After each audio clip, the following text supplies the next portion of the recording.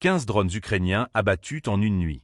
C'est le bilan annoncé par le ministère russe de la Défense après une série d'attaques aériennes qui ont visé plusieurs régions stratégiques. Selon le rapport officiel, 13 drones ont été interceptés au-dessus de la mer Noire, tandis que 2 autres ont été détruits dans les régions frontalières de Koursk et Belgorod. Une intensification qui illustre une montée en puissance de l'utilisation de drones dans ce conflit.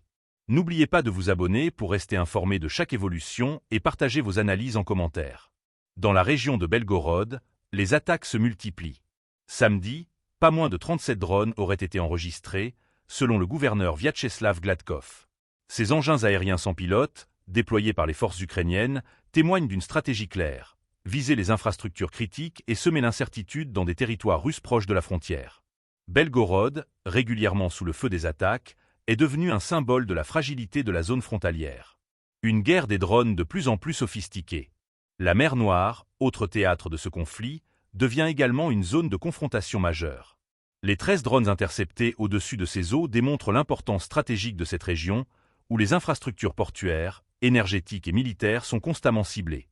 Si les systèmes de défense russes ont réussi à intercepter ces engins, leur fréquence croissante pose des défis significatifs à Moscou.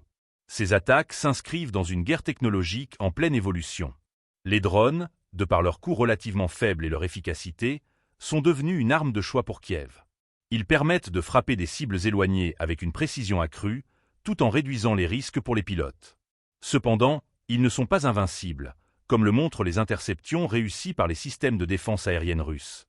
Les régions frontalières en première ligne. Pour les habitants de Belgorod et Koursk, cette nouvelle normalité de raids nocturnes est éprouvante. Les sirènes d'alerte et les explosions font désormais partie du quotidien. En réponse, les autorités locales renforcent les mesures de sécurité, multipliant les systèmes de défense et appelant la population à la vigilance.